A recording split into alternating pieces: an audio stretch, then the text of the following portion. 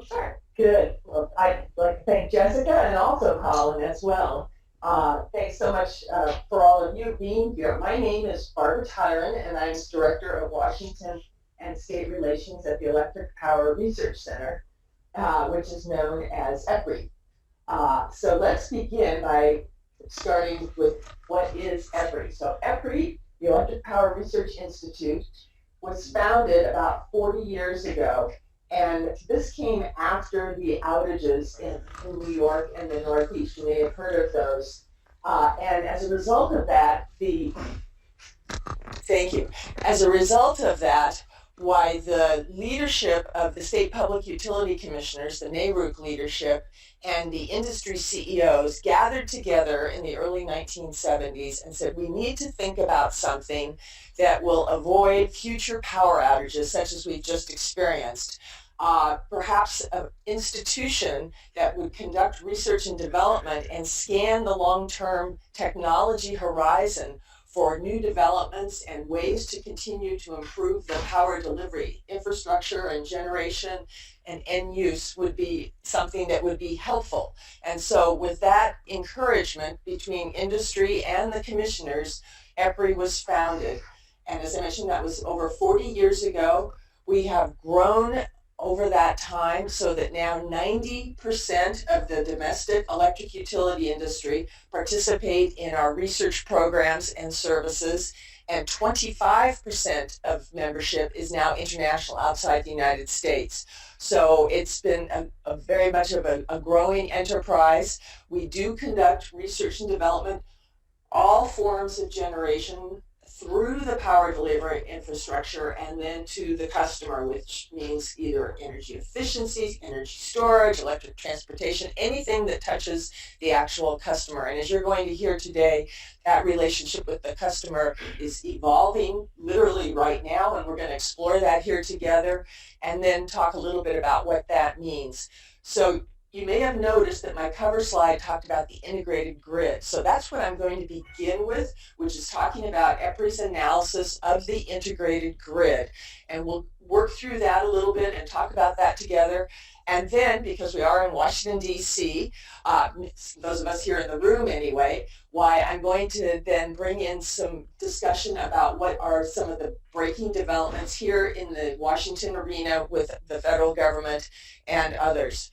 So let's begin with a discussion of why is EPRI doing work on the integrated grid? What is that?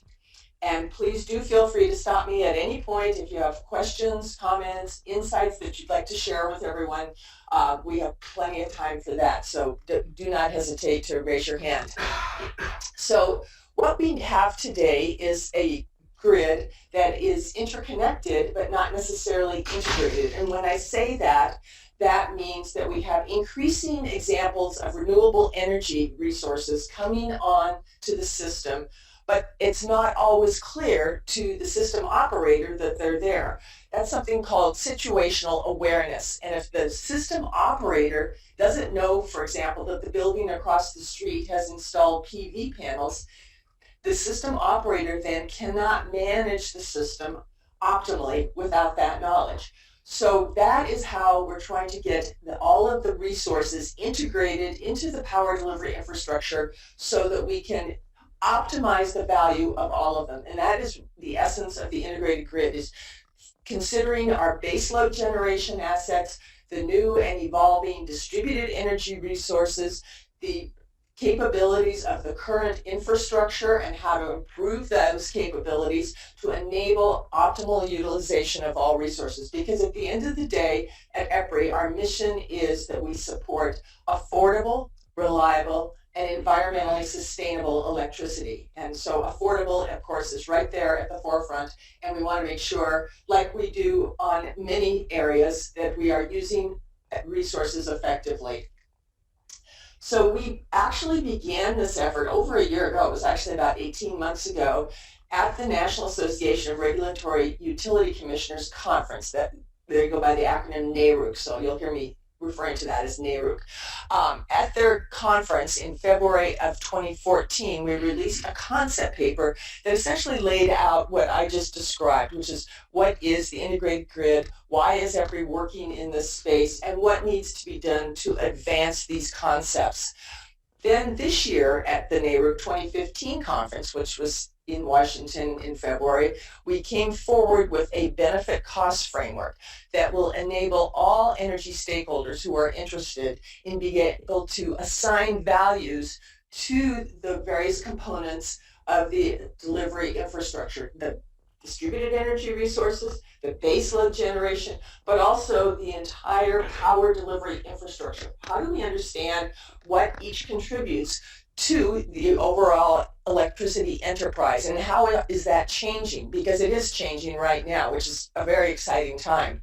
So both those first two papers looked at these issues at a nationally aggregated level, but we appreciate the fact that a lot of analysis really needs to be happening at a more granular level. And so with that, we're launching phase 3, as we call it. Phase 3 will be actual host utility projects that will go to individual utilities and examine these topics around a specific utility. So we can actually do on-the-ground lessons learned around that. We can identify where there's R&D gaps, we can identify where there's technology needs, and we can move forward with more specific information. So those projects are being launched right now, and we'll talk a little bit more about that in a moment.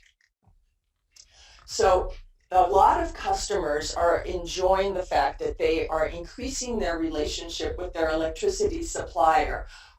If you do install, for example, a solar PV array on your roof, or you perhaps are interested in energy storage in your business or home, you are beginning to manage how you relate to the electricity enterprise as a customer. And I think, as we all know today, we all have technology devices that didn't exist 30, 40, 50 years ago. So we're becoming increasingly familiar with technology and relating to it in new and different ways. And that whole story is not going to change. And of course, we're a technology institution, so I would never want to stand in the way of that technical progress.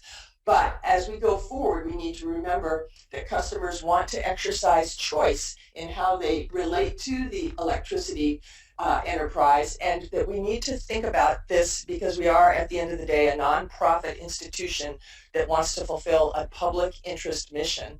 That we need to think about how all those individual choices that people are electing, and that can mean anything from recharging your cell phone to recharging your electric vehicle, that all of those choices then are aggregated so that the societal good is preserved. Again, that we're providing affordable, reliable, and environmentally sustainable electricity for all people, while others are being able to exercise their own individual choices. I'll pause right now and see if anybody has any comments or thoughts around all of that. Okay, I see none right here, so we'll keep going. And let's think about this now. When we talk about the integrated grid, what we're thinking about is the fact that if you have customers that are installing the ability to generate their own electricity, they're going to then perhaps want to sell any excess electricity back into the system. But the only way they can do that is to be able to have what they call two-way power flow. Traditionally, power flowed one way from the power plant through the transmission and distribution system to the customer. But now if the customer is actually generating some electricity, they may want to sell it back into the system so that they can be able to exercise their rights around that. That requires, as I said, two-way power flow. The best analogy on that is that here in DC, as we all know, we have streets with a grid, and many of those streets are one-way. Right, one-way traffic, and the signs, the street signs and the traffic lights, they all reflect the fact that you have one-way traffic. If you went home tonight and came back tomorrow and had two-way traffic on the streets, but the signs hadn't been changed, so the oncoming traffic had no signs, they had no traffic lights, and they didn't know what the oncoming cars were going to be doing, you would have a slightly chaotic traffic situation here in downtown Washington. That's what's going on with the grid. So we need to make sure that the signage, as it were, or communication protocols and standards are assigned within that power delivery infrastructure so they can all talk to each other. The transmission and distribution systems can talk, and that means that talking is through sensors that will enable communications and intelligence to be transmitted back and forth. So we really do integrate the whole system, and we allow for that two-way power flow to occur, just as I described with a downtown street map. So that's essentially what is happening here, and that benefit cost framework that I mentioned will enable a better understanding of what all those different components mean on the electricity system and what they're all contributing to it, and what, if we have to make investments to enhance them, which we will, to be able to allow that capability, what kinds of value can we assign to those investments? So that is essentially what we're doing. So we can see here on this diagram that we are changing the whole way that the electricity sector has been organized up to this point. Up to this point, we've had baseload generation, which typically runs at 100% or very close to it, full capacity as much as possible. And we've known customer behavior, that we have an understanding of how the supply comes into the system and how the demand is part of the system, because there are traditional patterns of behavior that we have been able to use. So the whole power system has been both dispatchable and forecastable.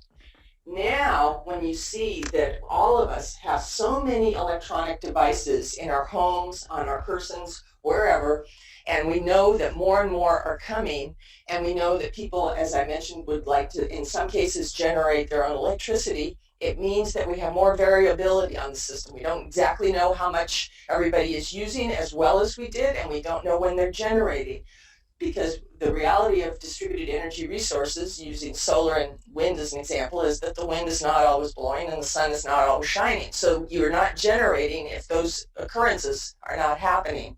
So that means that we have more variability in the supply and more variability or changes in the demand. So that, again, all can be addressed. We have 750 engineers at EPRI who are pleased to address these and find solutions for all this, but it does require that we begin to look at the system holistically and think about all the different parts and the dynamic nature of this whole system and how one part relates to another, because it's all interacting together.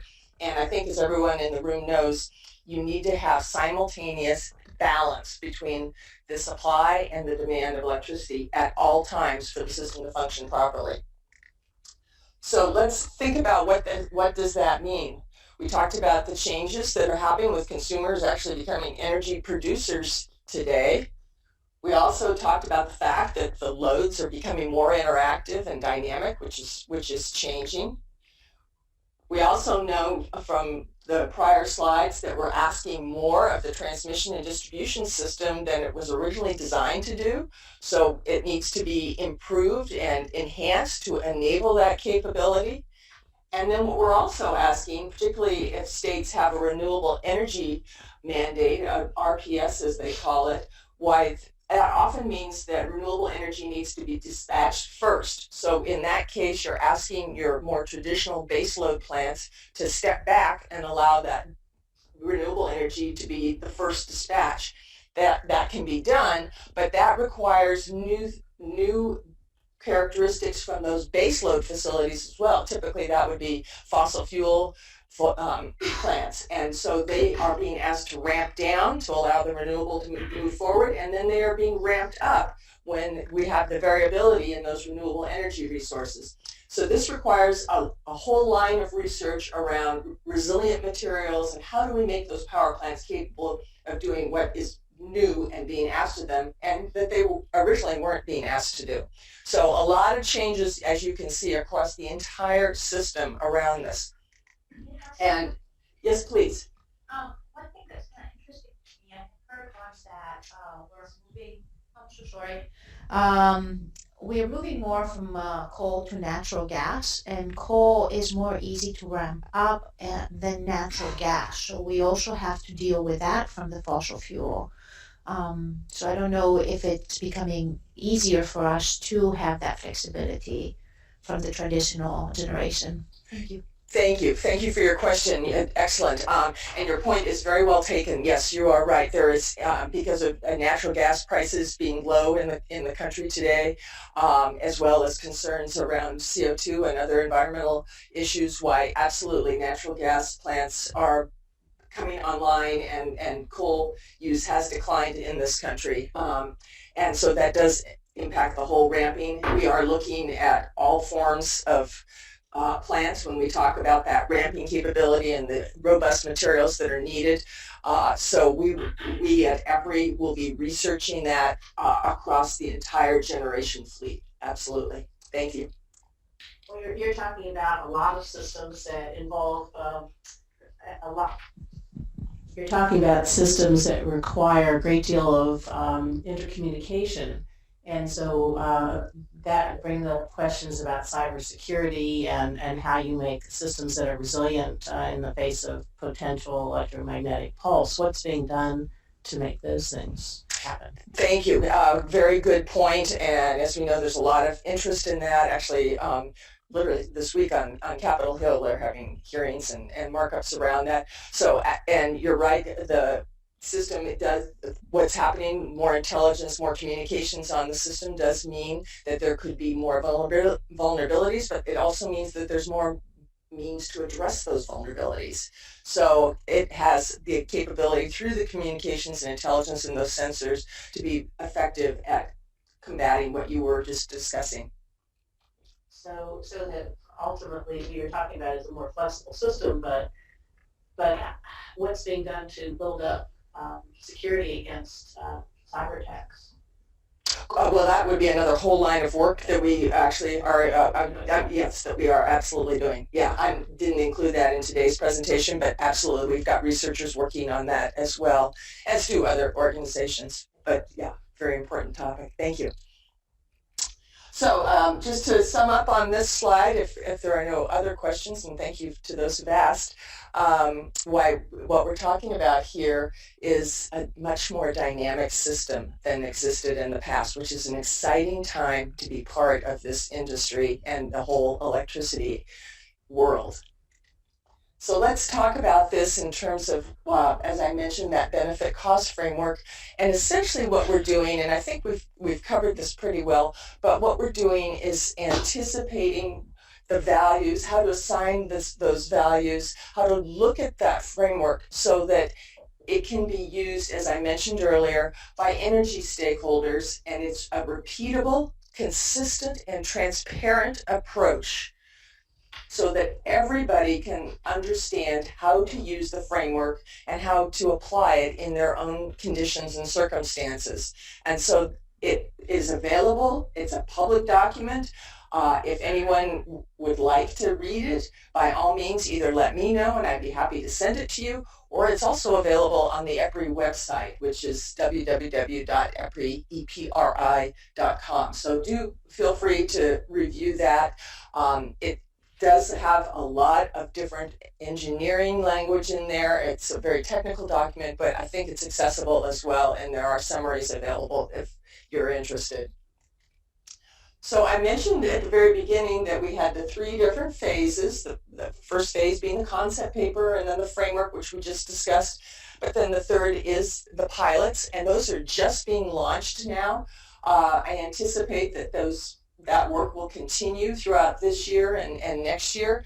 And as we get lessons learned from the pilots, and you see them listed there, the 6 different categories, as we get lessons learned from those pilots, we will take that information, and that will ultimately, those lessons will become publicly available as well.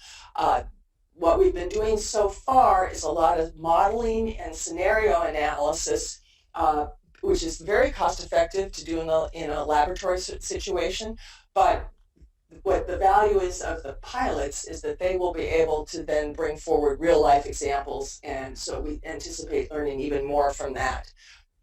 Any questions on this at this point? Yes, please. What scale are the pilots at? Are these like very small, like almost laboratory scale, or are they more commercial size? They're designed to be part of the host utility, and so then they set up the individual situation that is most relevant and valuable to them. Good point. Thank you. Me again. Sure. When you have the electric vehicle charging infrastructure, okay, I wasn't paying attention in what was written. So you would be using the cars as storage. One could do that, yes. Is that what you're talking about there?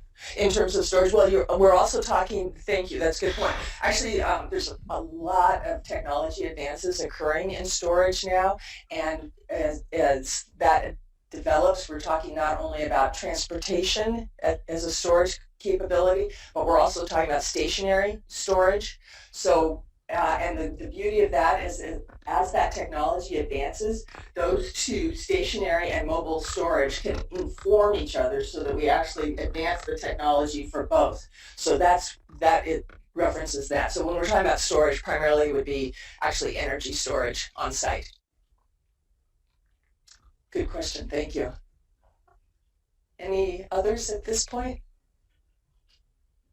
Okay. So I think we've covered this too, which is just talking about that we're going to be learning a lot through this experience. You may not know that every utility line, a feeder as they're called, is unique. So there's a lot that can be gained. We won't be looking at all of them, but we will strategically, with the help of our host utilities, be looking at the implications of this entire integrated grid concept around that individual utility. So there's a lot of value that is going to be coming forward over the next couple of years from this work. Now, EPRI, yes, please. About the grid, is anything involved in the study looking at potential new business models? Because it strikes me for the utilities, because it strikes me that distributed generation is kind of at odds with the typical utility model. And moreover, I was wondering if there were to be any changes, would it be done through rulemaking with FERC, or would it be legislation? That's a great question, and that is something that is very much under discussion. We, EPRI, are not engaged in policy and regulatory matters. We're on the technology and technical side, but there are a number of institutions. In fact, that's the perfect segue for this slide, which is that I was going to begin it by saying we're a collaborative organization, and we work not only with the utilities, but also with others, such as you're talking about, who are working within the utility sector and the electricity sector. And so we're looking forward to their guidance around our work, but similarly, we're hoping that our work that you've just heard about will inform their processes. So the answer to your question is you have a lot of state public utility commissions looking at that because they have responsibility for the retail level of electricity. You also have FERC looking at that because they have responsibility for wholesale electricity. You have state legislatures looking at this because in some instances it was going to require policy changes that are beyond just the regulatory implementation. You have governors who are looking at this. There are a number of different stakeholders all examining what does this mean for the rate recovery process, potentially a new utility model, business models that could be employed. This is all very much under discussion right now and has been for a few years, and I anticipate will be for a few more years. But there's no sort of destination right now. Does that help? Good, thank you. So I think you can see there that there's a lot of different folks who are involved, and we will look now at a little bit more about who some of those stakeholders are that we've actually reached out to around this. I did mention NARUC, of course, so you're familiar with that being the National Association of Regulatory Utility Commissioners, and you see there that we've been speaking not only at their national conferences, but also their regional conferences. We've also tried to bring forward this very same message at the national level, and you see a number of organizations listed there on the screen, so I won't run through all of those, but within the federal government, within the trade association community, and other energy affiliated groups. And then because this is not just a U.S. situation, and the whole business model for utilities as well as the electricity sector are being examined in other nations, why there's international interest as well in this. And so CAMPUD is the Canadian Regulators Association. I was up at their Calgary meeting a few months back and talked about this. The World Forum on Energy Regulation met in Istanbul about also a couple of months back.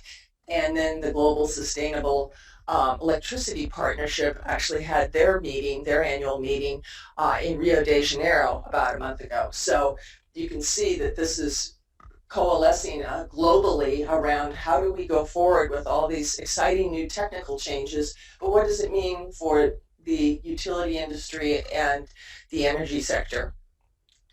Similarly, as I said, the retail, and this goes back to your very good question, the retail level of the electric utility industry is typically under state jurisdiction with the PUCs. And so you can see there that we've been out speaking to a number of different state groups as well, because this is something that's very much alive and well in the 50 states, and because they all differ, they're approaching it with their own distinct needs and requirements. So it's a very thoughtful discussion that's occurring across the entire country.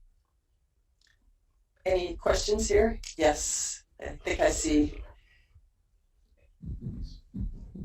So on the same topic with the state engagement, given sort of how the grid and utilities and those types of stakeholders cross state boundaries, I was wondering if you've encountered any unique challenges with trying to get all the states' needs met while dealing with that, kind of cross-boundary issue.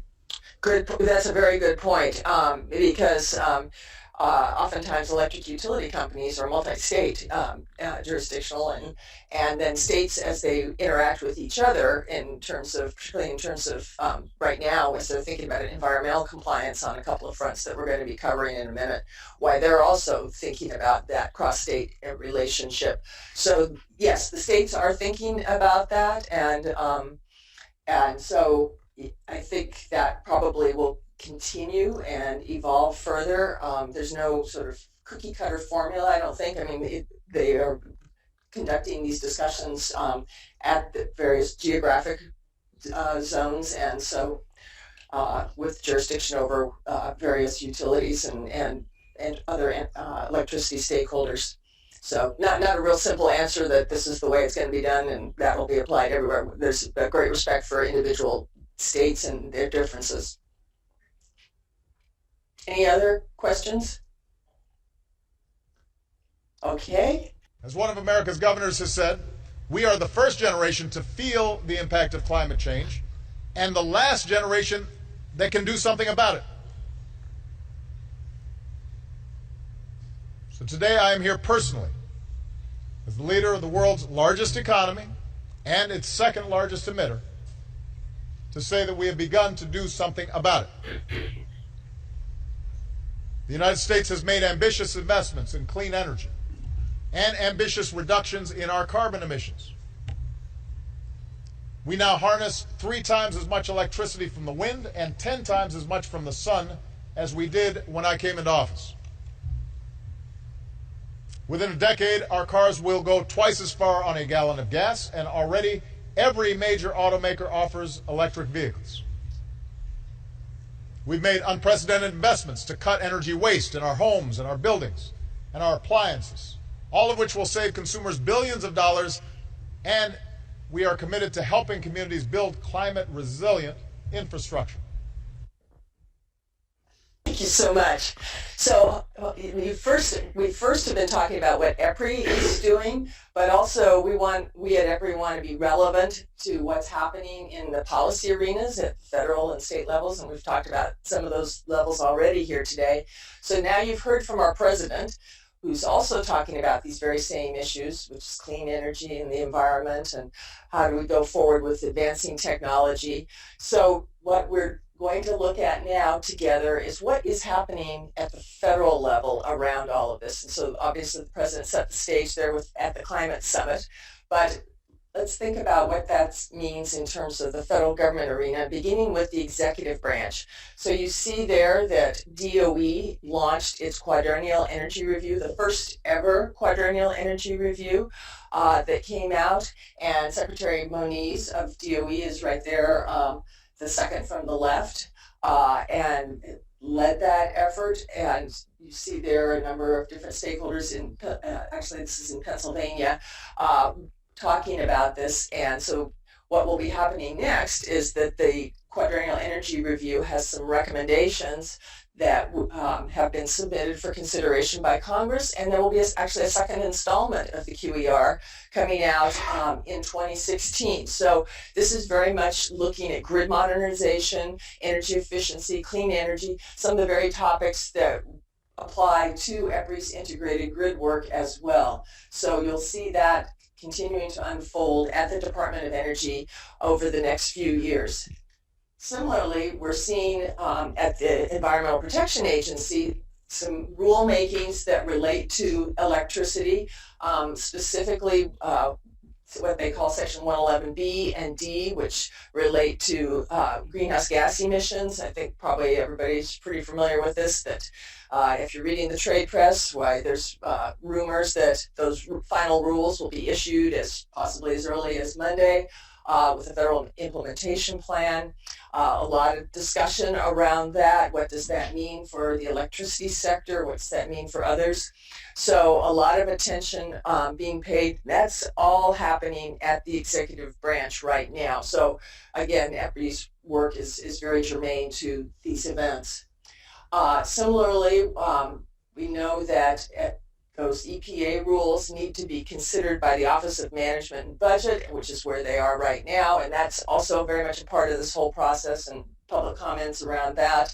So, so that whole process is continuing to unfold. So you can see the whole executive branch is actually very much engaged in exactly what we've been talking about here today. It's a very timely topic.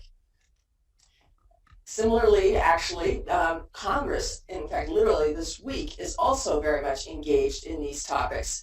And we know that the House has comprehensive energy legislation that it is beginning to consider and put together. The Senate is actually having its markup this week in the Senate Energy Committee with 94 amendments at the beginning of the week, and they're working their way through that process, hoping to get that completed and ultimately perhaps we'll see a House and Senate bill pass each chamber and then be reconciled in conference. So a lot of interest right now in energy and energy policy within the legislative branch. Similarly, the Senate Finance Committee approved a 2-year extension of the renewable energy production tax credit, the wind production tax credit. So we're seeing that the finance writing committees are also involved in this. So a lot of interesting developments happening right at this very time. And with that, why, as always at EPRI, we look forward to shaping the future of electricity with all of you and going forward together to make that happen. So thank you so much for your time and attention. And I suspect there are a lot more questions that haven't been asked either here in the room or online, and I'd be happy to hear your thoughts at this point. Any question? Yes. Anyone have any questions right now? Okay. Here we go. Okay, thank you so much. With the new federal rules coming out, as you mentioned on the previous slide, have you noticed any trends kind of picking up within the utility industry, or have you noticed, or I guess how do you anticipate those rules maybe dictating some of the future research that EPRI or other organizations do, or maybe things that utilities start to invest in? Do you have any insight into how that may be influencing EPRI, how those rules may be influencing? Sure. So of course we haven't seen the final rules yet. We do have the proposed rules that have come out. I assume you're talking about the EPA Clean Air Act rules. Yeah.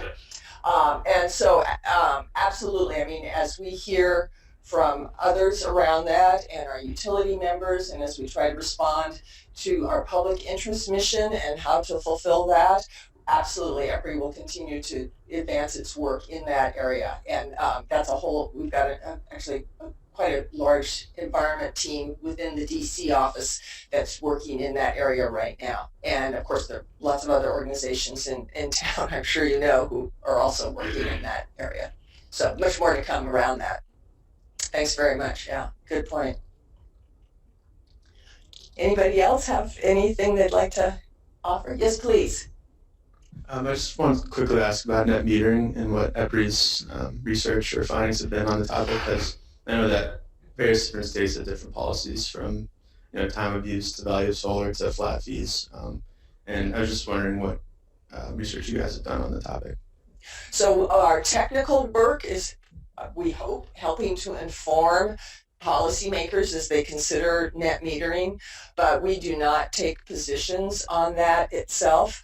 It ties back a little bit to your prior question, which is you are absolutely right. There is a lot happening and a lot of debate about net metering and a lot of thought given to that. But what we're trying to do through our work is to bring technical information to those important decision makers so that as they evaluate their choices around that very point, that they have accurate and reliable information to base that on. What are your thoughts on kind of like the political appetite for some kind of federal rule? Because I know in the ENR bill there's a net metering study that was recommended, but I'm just curious what the future holds for that topic on a federal level. I wouldn't want to speculate on whether that is going to, that provision will actually continue or what will happen. Obviously, there's a lot going on in that markup, so I don't know what the actual outcome will be, and that's really outside of the scope of EPRI to get engaged in, predicting legislative outcomes. But you're absolutely right. It doesn't take anything away from your point, which is it's an important topic. It's getting a lot of attention, and it's our work that I just described and the reports that we're doing that we're hoping will make those decisions work well, whatever they are, for the community as a whole. Right up front here. Thank you. Hi, I was hoping you could talk a bit about kind of what you've learned so far from the modeling you've done, and kind of how the process will work to kind of move to an integrated grid in different energy communities. Great, thank you. I wish I'd actually, there's a great slide I didn't show, but essentially what we're doing with that modeling is trying, and this slide would illustrate it, but I'll try to just describe it, which is trying to allow more and more distributed energy resource penetration. So as you model it through simulation scenarios, you keep adding more and more DER until to the point where you begin to find that the infrastructure is getting congested, and then you may even have violated those standards and you cannot add anymore. What we're trying to do is figure out, is there a way, and what's being revealed is yes, there are ways where you can actually add more DER on the existing system, but you have to do it in certain ways that allow it to go forward without compromising the infrastructure itself. And so that would be, I think, the perfect example of what's being done under laboratory experiments, and what will be done then, presumably at the host utilities when we go forward with the pilots. Great question. Yes, please. Sorry, forgive my ignorance on the topic, but is it solely an issue if, say for instance, I'm a homeowner producing my own energy, is it only an issue when I want to have feedback into the larger grid, or as a producer of my own energy, do I have an obligation to give back some type of energy? Like, will the government then, I don't know if that's probably outside the scope, but will the government mandate me to have to contribute to the larger grid, or can I have a separate grid for the energy production of my home? Or Right now you can, if you're producing electricity, you can do with it, you can either sell it back or not, and you can have the ability to manage that. What I didn't mention, which your question elicits now, is that when you're not producing electricity, say I'll just use solar as a proxy, not because there aren't other ways to generate electricity, but just to make the example simple. So when the sun is not shining or it's dark, what also you will want, I would assume, as a customer, is to be able to have 24/7 reliability, grid reliability. So you will want to be buying back from the system, which is why you want that grid connection to remain. You don't want to be necessarily, you have the choice of doing that and isolating yourself from the system, but that is the value of the grid connectivity, is being able to have that capability for 24/7 reliability, regardless of your variable resources, and then being able to have that ability to potentially, if you would like to, sell back into the system. Sure, but if there's no sort of government mandate around all that. Yes. Hi, thank you for speaking to us today. It's fascinating. I was interested, you spoke about states increasing existing renewable portfolio standards.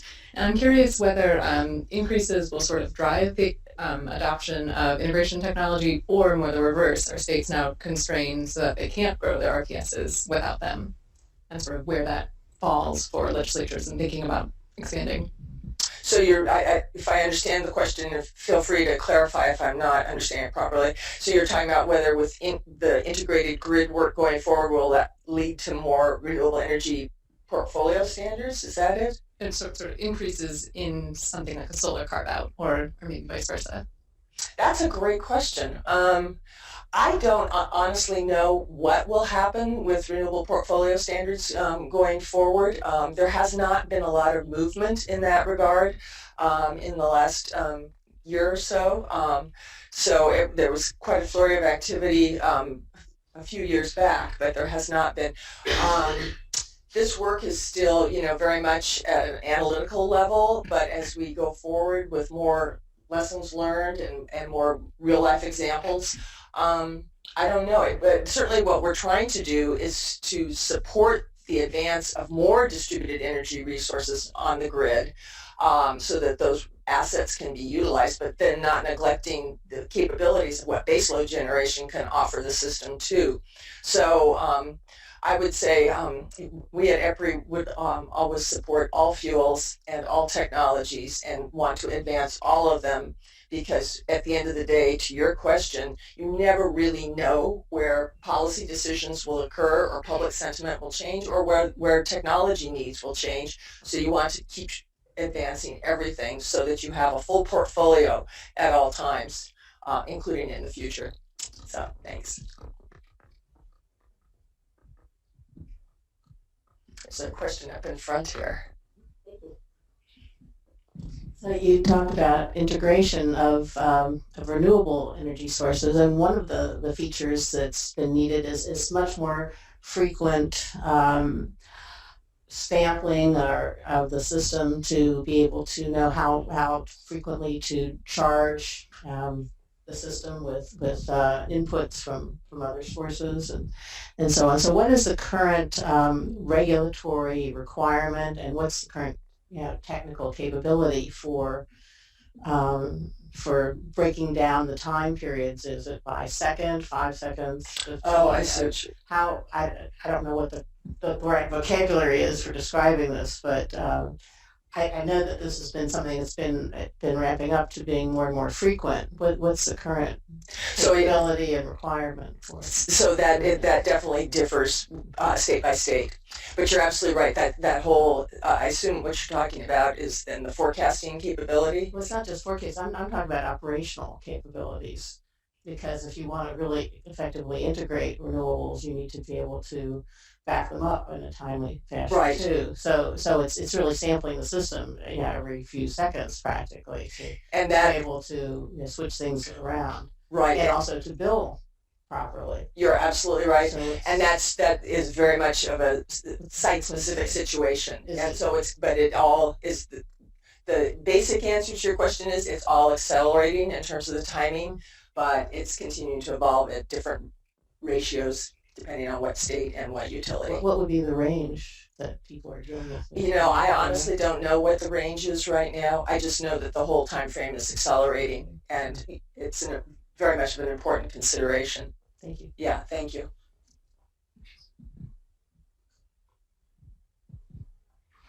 Any other points anybody would like to make? Thoughts? Maybe you could talk a little bit more about storage of electricity and how that works with the integrated grid. I know people want to learn more about how electricity is stored, how that factors into base load versus renewable energy. Thank you, Jessica. So for anybody who didn't hear, why Jessica is asking about the role of storage, and that is changing dramatically. I mentioned that the technology is advancing, that it's advancing thanks to both what's happening at the mobile level as well as stationary source, but also prices are coming down, which is good news because that was an obstacle that needed to be overcome. So we're seeing a lot, if anyone's seen headlines in the last month or so, you see that Tesla is very much involved in this.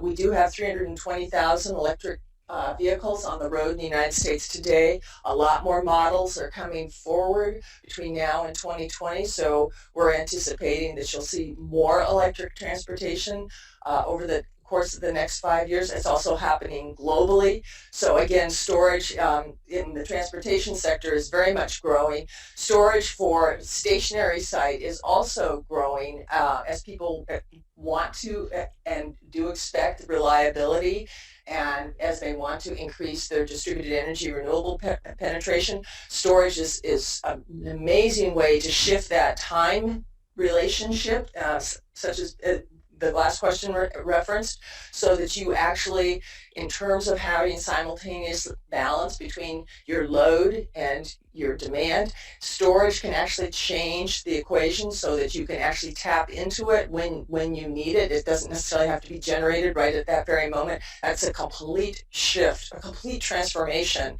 in the electricity sector from the original design. So that is huge in terms of what that means as we go forward. They are looking at new forms of storage technology so that, and I've seen prototypes of this where, because we have so much storage in our lives that we don't even perhaps even know about. Your laptop, your cell phone, all of this has essentially energy storage in one way or another. So it would, of course, impact all sorts of devices as we go forward. So the impact is quite profound in terms of what it means in our lives, but all of those learnings are informing each other because there's so many different storage mechanisms that are out there. So I think there's good news ahead. It's going to be a little bit longer. Great. Maybe you can also discuss the different roles. I actually normally do this in the beginning, but I have a show of hands just how many of you are current students. And then how many of you are students who are in engineering versus law? Like, let's do law first. Okay, and then the sciences and engineering. And then other. We'll do other. Okay. So maybe you can talk a little bit about the different roles that students can play, like as interns in this area. What would a law student look for in an internship? What would an engineering or science student look for in an internship? Maybe the different roles that students can get involved with and play. Goodness, that's a great question. I hadn't really thought about that. Well, certainly, I think everybody knows if you're here for the summer in DC, why there's literally thousands of internships in the Washington arena. Everywhere from Capitol Hill through the different agencies, and some of you may be enjoying one of those positions right now. It's a great learning opportunity. And then in terms of future engineers, I can just say that the utility industry welcomes you. We are looking forward to having a new workforce coming on the scene. There are anticipated to be a number of retirements over the next 5 to 10 years in the industry, and so the workforce needs replenishment, and it's an exciting time. I hope I've indicated that it's a really exciting time to be in the electric utility world. It'll become, I think, even more so over the next decade or two. So I certainly encourage you to consider that in your career plans and to think about coming into the electric utility world, because it's going to be a great ride for each and every one. So thank you. Anything else at this point? Any other questions? Okay. talking about electric vehicles, as you mentioned, more and more electric vehicles are going to be on the road, and I was wondering if there's a concern in the energy sector or even the utility sector, more specifically, about how to meet that increase in demand, introducing like a whole other kind of slice of the pie and into that, and if there is a concern, sort of what solutions have been put forward to deal with it. Thank you. The analogy I like to use, and that's a great question because there have been concerns raised by others about what is the impact of electric transportation? Will that compromise somehow the ability of the system to deliver that electricity? The example I like to use is back to the 1950s. Of course, we all know that electricity's been around, right? I mean, through the entire 20th century. So, at about the midway point there in that century, air conditioning was introduced. And the same concern was voiced at that time, like, well, my gosh, we use electricity for just a few appliances and for our lights, but now, we're asking it to also air condition our homes and cool them. And what will that mean? And will the system be able to support that? And obviously, as we know from July in Washington, why air conditioning is quite prevalent. So the system did meet that demand and did adjust, and we were able to do that. And the very same answer applies to electric transportation. It's something that is foreseeable and can be addressed and can be incorporated into the system design. But it goes back to that same situation we talked about at the very outset, the situational awareness. It is good for the system operator to know where that is occurring so that then they can optimize the value of the resources they have and make sure that they deliver, once again, affordable, reliable, and environmentally sustainable electricity. Thank you. Any lingering questions? I encourage you to stick around and talk to Barbara after the fact if you'd like to. We'll close it here. I'm going to leave it open until at least 1:30, but feel free to come up and talk to Barbara. I will let people online go because it's the end of the presentation, but I just want to give a round of applause. Thank you. Thank you very much.